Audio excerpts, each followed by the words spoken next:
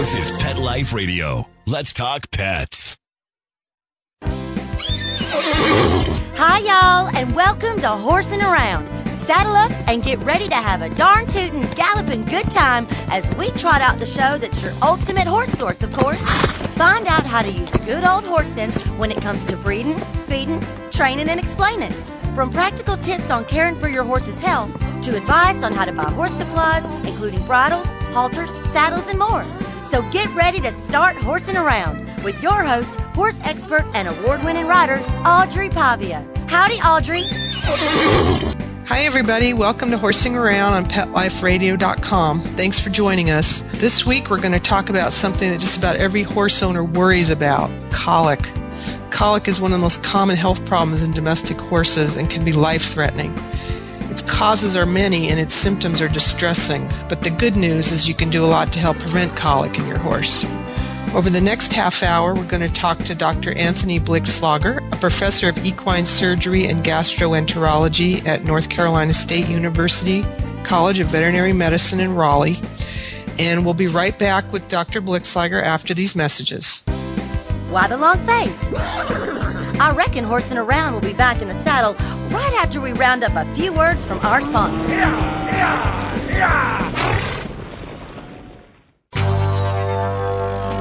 It's DesignerPetSweaters.com. Hand-knitted designer sweaters for your precious pup or cool cat. Beautiful couture patterns for your pets, including custom-knitted formal wear, casual wear, yachting, and even sports-themed. Many designer pet sweaters include feathered tammy hats, top hats, and a lot of sparkle. Each sweater includes leg loops, front paw sleeves, and leash opening. Visit DesignerPetSweaters.com to order your four-legged fashions today. Your pets will stay warm for the winter and be runway ready. Large or small, we fit them all. DesignerPetSweaters.com.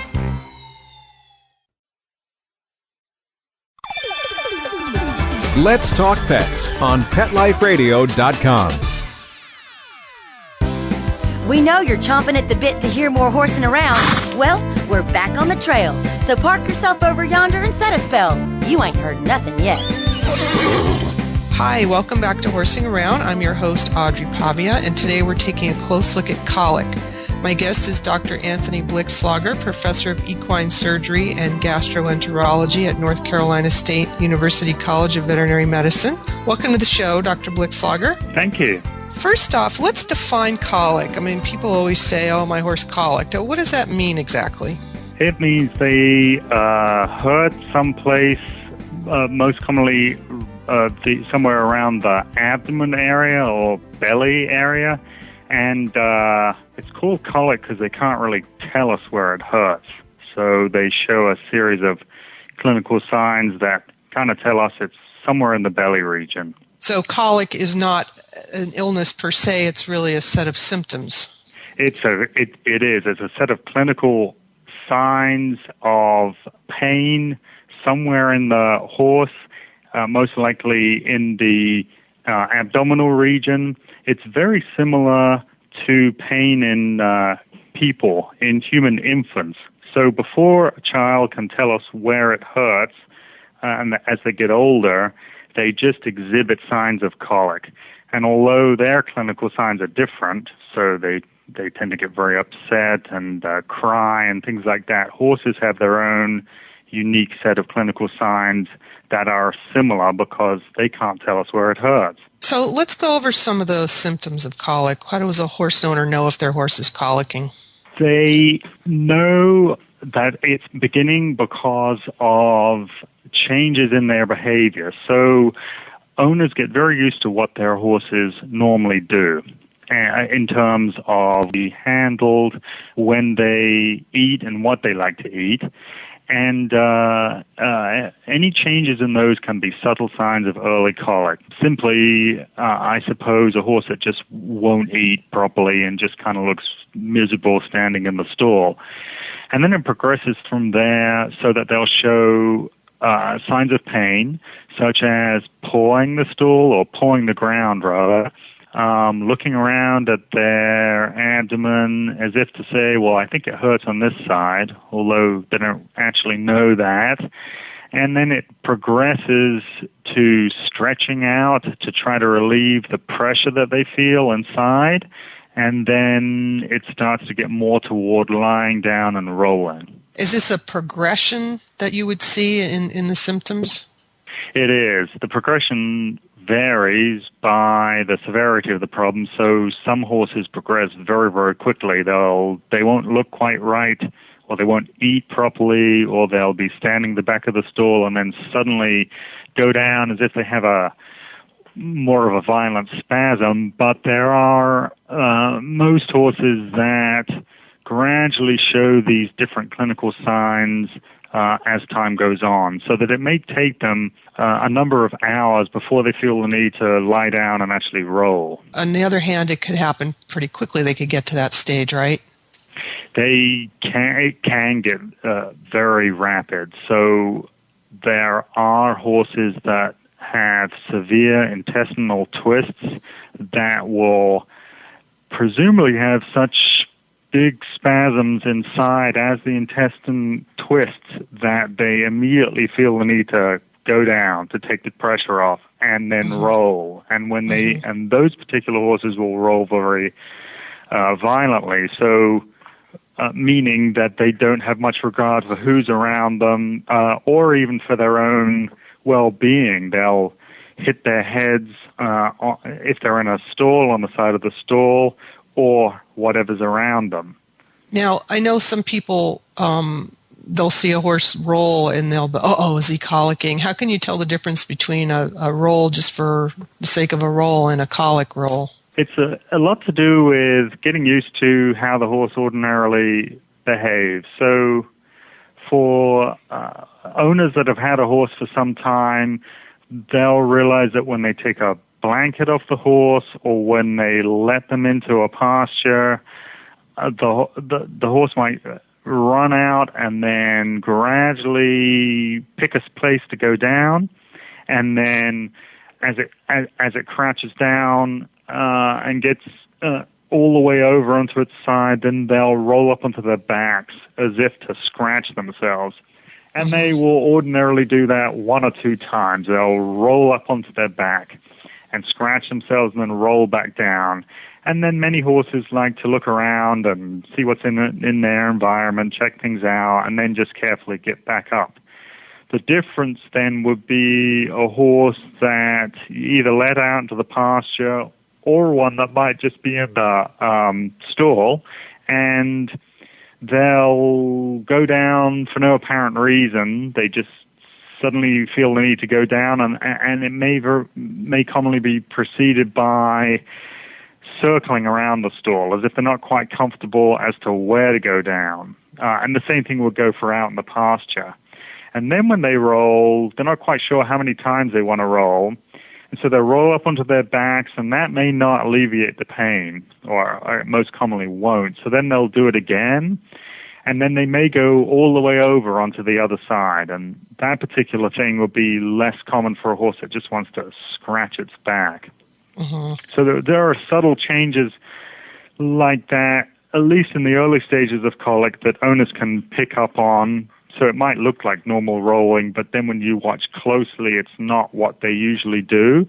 Or if you're not used to the horse, or the pain's more severe, you can tell they keep doing it, and it's a bit more haphazard. Now, I had a horse, one of my horses colicked fairly recently, and I knew that he was colicking because he was down in his stall, and when I approached him, I noticed that he was drenched with sweat and was breathing very hard. Is that typical as well? Yeah, that is. When they feel painful, they can sweat like that, and the sweating can be patchy, so it might just be over the withers at first, and then it can progress to a whole body sweat. They can tremor sometimes as a sort of an expression of pain and different things like that. So every horse would show it in different ways. Oh, and then you mentioned breathing rapidly, and that would be one of the early clinical signs that I didn't mention that can also indicate colic. So all those things just don't look quite right you have to sort of take it into context of what the horse has just done and whether it's appropriate or not. So if the horse has no apparent need to sweat or to breathe rapidly like that, then the most common cause of that will be colic. In a situation like that, would you want to take a temperature, or would that not be helpful? One of the most useful things to do, once you have an inkling that a horse has colic, either because it's sweating, breathing hard, or because it's rolling or pacing or looking around at its flanks, if you can get used to taking a pulse or a heart rate, then that's the most useful, and it's exactly what the veterinarian's going to do. And so owners can learn how to do that. They can either learn where to take a pulse, and there's a good place right under the angle of the jaw that they can feel, a good-sized artery. Or you can feel them down by the feet, just on the pastern or on the fetlock area. The other way to do that is to buy a relatively inexpensive stethoscope and get used to listening to the chest. You can always ask the veterinarian, well, where would I want to do this? That will be the most important thing to confirm that the horse is painful, because it's the most consistent sign, and it'll become elevated in a graded way, so that if they're mildly painful, it'll be a little bit elevated, and it'll keep going up according to the level of pain. You can look at the gum color and make sure that looks normal, light pink, and you can press on the gums and see if the blood flow returns rapidly, which is what it should do. Some horses with early signs of pain will have pale gums. Just as you can imagine, we would look kind of pale if we were really painful. And so that will be another thing that they can do. I wanted to ask you regarding the respiration. Apparently, in order to know if your horse's respiration or heart rate is abnormally high, you need to take it when the horse is calm and at rest, so that you have a baseline to compare it to. Is that right? Yeah, that's exactly right. So every horse has their own resting breathing rate, and then horses across the board have a normal range for their heart rate. So the normal rate of breathing for horses is around 12 to 16, and then some horses breathe a little bit more rapidly than that. So it would be a good idea to take your horse's respiratory rate at different times of the day, too. So when they come in during the morning or after you've ridden them, different scenarios like that, just so you know what their range is. For the heart rate, it's really a little bit more exact. So it will be a rate of between 36 and 48, and that's beats per minute. And I should have mentioned that for respiratory rate. It will be number of breaths per minute. Okay, and is it the same for foals, or are we talking about adult horses? We're talking about adult horses. So foals are more rapid, and it depends what their age is. So young foals have quite a bit more rapid breathing rate, and then quite a bit more rapid heart rate, and then it rapidly comes down over a number of days. And so they're always a lot harder to gauge as to where they are in terms of colic. It's, you suspect they have colic, and then you take their rates, and then you have to try to put that into the context of their age. Or do they exhibit the same symptoms as adult horses? Well, no, they'll do just about exactly the same things that I'm thinking about it. So they'll look around at their flanks, and they'll paw, and they'll sweat, and then they'll go down and they'll roll. The reason I hesitated is because they tend to get into sort of buckling their knees and going down and rolling much more readily than do adult horses. So they get into that phase quite a bit earlier than older horses. Okay, and there's one thing I wanted to. I've noticed a lot of horse owners think that if they suspect their horse is colicking and they offer them a carrot and the horse eats it, that the horse is not colicking. And my understanding is that that's not true. It isn't true, not completely anyway. So certainly a horse with severe colic is not going to want to eat anything. And so I suppose you could say, well, then that would rule that out. But for all but the most severe cases, they'll tend to have this preference for different kinds of things to eat until they get really painful. And carrots would be something that they might just try a carrot until they get very painful. I guess the thing that they'll give up on, though, the very last will be grass.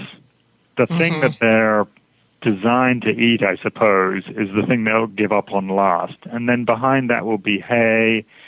Perhaps the first thing they'll give up on, surprisingly, is sweet food. They just and so when I mentioned earlier that owners will notice that they don't want to eat, it's most commonly that they won't eat the meal they've been given, but they might still be picking at hay or grass, depending upon what they're offered. So they get more and more finicky, and it's that grain they give up on pretty early on. That's interesting, since they seem to like that a lot. But they do. I mean, it's always hard to know whether they truly like the taste of sweet feed, because we always think of things that taste sweet as being something that you would really want. It's almost like looking forward to dessert, I suppose. But for a horse, they're not designed to take in that much in the way of sugars. And for straight-up sweet feed, it's going to have molasses and things like that in there. And I think they like that. But I think if you offer them different things, they will tend to go toward the one thing that they're really meant to eat. So forage, and forage would include hay and grass. I don't know what it is. I mean, they're sort of almost pre-programmed, I guess, genetically, so that then favor that. Yeah, exactly. Okay, well, we're going to take a break, and when we come back, we're going to talk about the causes of colic. So we'll be right back. Why the long face? I reckon Horsing Around will be back in the saddle right after we round up a few words from our sponsors. Molly, here's your dinner. Zeus, that's not your food. Don't let that happen to your precious cat. Elevate your cat's eating experience with the Cat Tree Tray. The Cat Tree Tray keeps your cat's food off the floor and conveniently located on the cat tree. It's the perfect way to eat. It's a beautiful wrought iron tray that easily attaches to your cat tree and keeps dogs and other critters out of your cat's dish. A must for multi-pet households. There's a 6-inch tray for large bowls and a 4-inch tray for smaller bowls. Purchase your Cat Tree Tray today. Go right now to cattreetray.com. That's cattreetray.com. CATTREETRAY.com.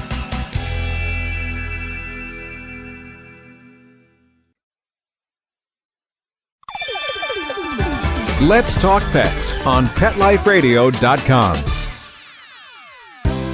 We know you're chomping at the bit to hear more Horsing Around. Well, we're back on the trail. So park yourself over yonder and set a spell. You ain't heard nothing yet. Welcome back to Horsing Around. I'm your host, Audrey Pavia, and today we're taking a close look at colic. My guest is Dr. Anthony Blikslager, professor of equine surgery and gastroenterology at North Carolina State University College of Veterinary Medicine. So, Dr. Blikslager, tell me the various causes of colic. I know there's everything from gas to stones to there's a lot of different stuff. Yeah, there sure is, and it's frequently difficult to figure out which cause your horse has unless you have the unfortunate experience of having to go all the way to surgery. But generally they're clumped into things that obstruct the intestine, and then things that both block the intestine and block the blood supply. And those two things, for the first case there, that will be called simple obstruction.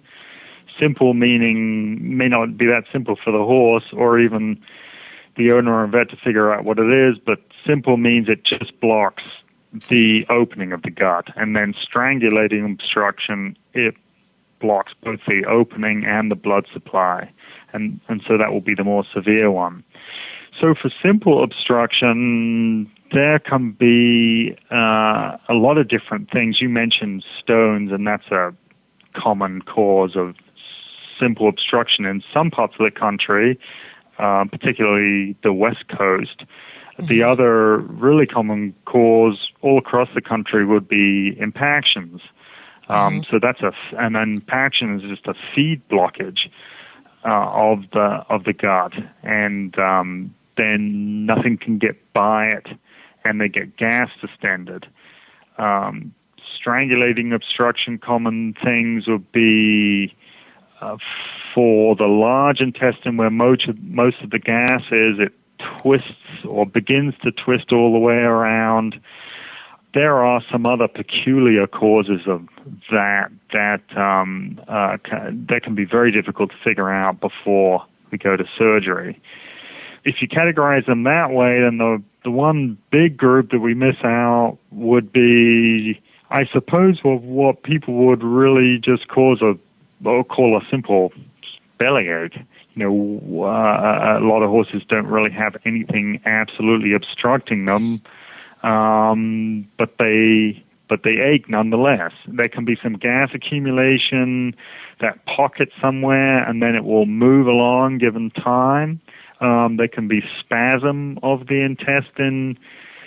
Some classic causes of that will be intestinal parasites, but there are certainly far more horses that spasm than have parasites.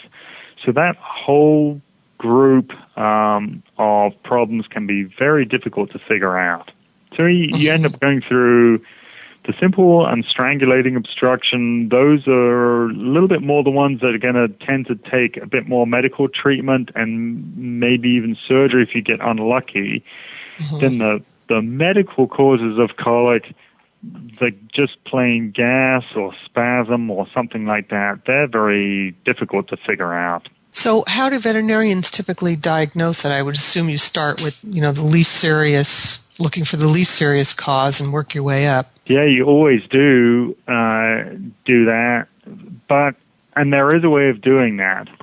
So I don't want to put that question aside, but actually what veterinarians do is they try to figure out whether the horse can be medically treated on the farm or whether it needs more advanced care than you could hope to provide on the farm, which might mean that you send them to a hospital.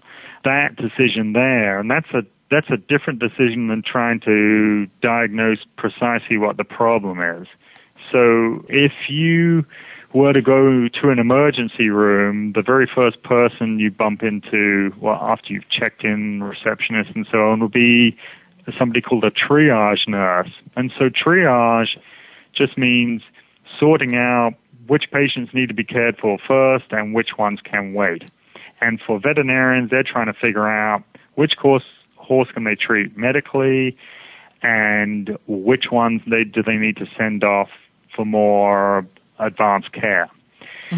And that whole decision can be done entirely independent of making a definitive diagnosis. So to be perfectly honest, we don't know in many instances exactly what the cause of colic is. We try to narrow it down. We try to figure out whether the horse has gas or whether there are too many gut sounds when you listen to them. So that will be a horse that has some spasm, something like that. But we don't often know in the early stages. But what we do emphatically know is this horse going to be one that I would want to just treat medically here on the farm, which would be the vast majority, or do I need to do something more substantial than that? Tell me, why does walking the horse seem to help with the pain? Nobody really knows. I suppose it's like one of these, and nobody's proven that it helps. But I think it's one of these mysteries of dealing with horses.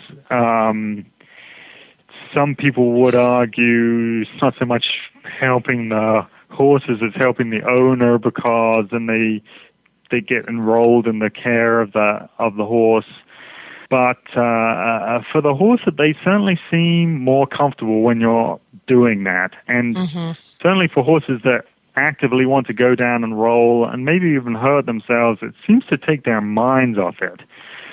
So if you put them into some light activity like that, just as in walking around a small area, they don't seem to think about it as much.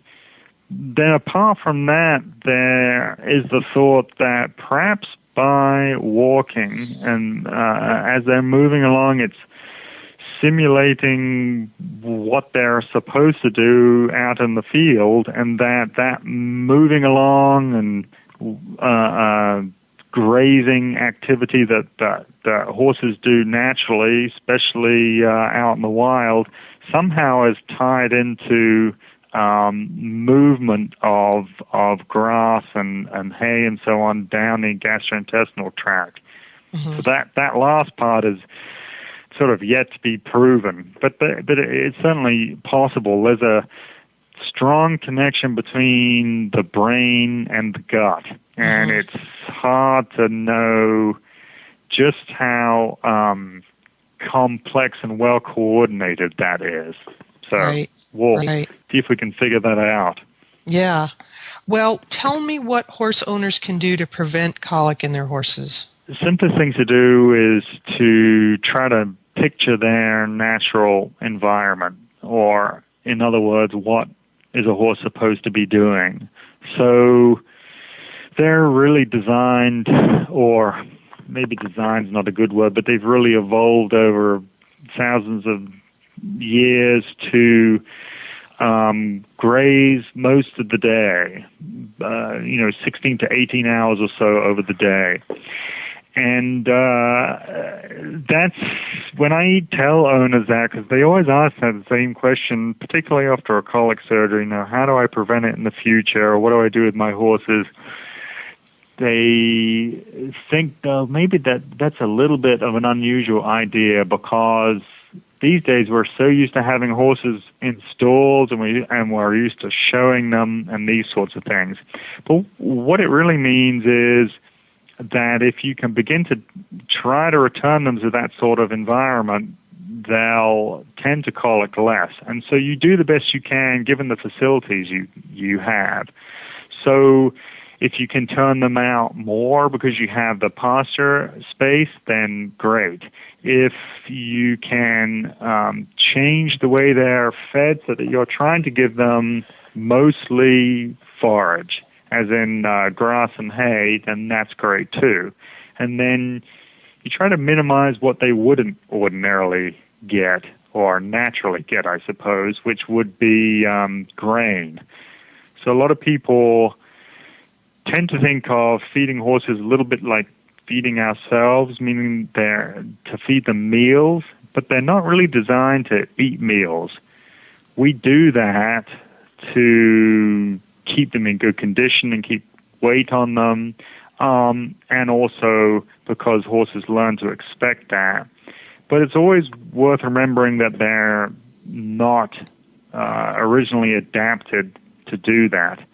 And then really simplistically, I guess, if you think about wild horses and what are they doing, you can even picture horses out on the plains